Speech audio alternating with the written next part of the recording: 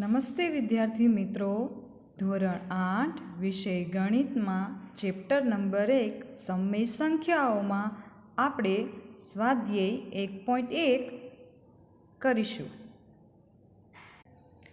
સ્વાધ્યાય 1.1માં દાખલા નંબર 6 સંખ્યા 6/13 ને -7/16 વ્યસ્ત વડે ગુણો. તો ચાલો આપણે જોઈએ.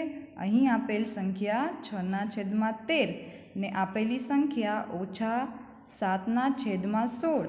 પહેલાં તો આપણે એનો વ્યસ્ત કરશું, એટલે કે આપેલી સંખ્યા -7/16નો વ્યસ્ત કરતાં આપણને મળશે -16/7. હવે બંનેનો ગુણાકાર કરીએ, એટલે કે આપેલી સંખ્યા 6/13 ગુણ્યા -16/7. બંનેનો ગુણાકાર કરતાં આપણને મળે છે -96/91.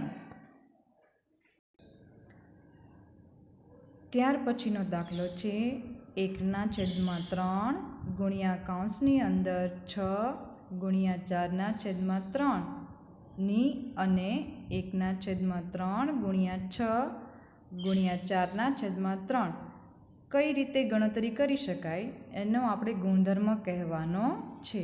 એટલે કે આપણને જે સંખ્યા આપી છે એની ગણતરી સંગઠિતતાના ગુણધર્મની મદદથી કરી શકાય છે. અહીં તેના માટે એક સૂત્ર પણ આપ્યું છે કે બે કૌંસનો ગુણાકાર અદલાબદલી કરવાથી આપણને જવાબ સરખો જ મળશે. શું 8/9 એ સંખ્યા -1.1/8નો વ્યસ્ત છે? કેમ અથવા કેમ નહીં? તો આપણે એ બંનેની ગણતરી કરીએ. આપેલી સંખ્યા એટલે 8/9 અને બીજી સંખ્યા -1.1/8. હવે આ સંખ્યામાંથી આપણે એને અપૂર્ણાંકમાં ફેરવતા 8 × 8 + 1 એટલે આપણને મળશે -9/8. બંનેનો ગુણાકાર કરતા 8 8 કટ થઈ જશે, 9 અને 9 કટ થઈ જશે. આપણને જવાબ મળશે -1. તેથી આપણે તો જાણીએ છીએ કે કોઈ પણ બે વ્યસ્ત સંખ્યાઓનો ગુણાકાર કરવાથી આપણને 1 મળે છે, પરંતુ આપણને અહીં ગુણાકાર -1 મળે છે.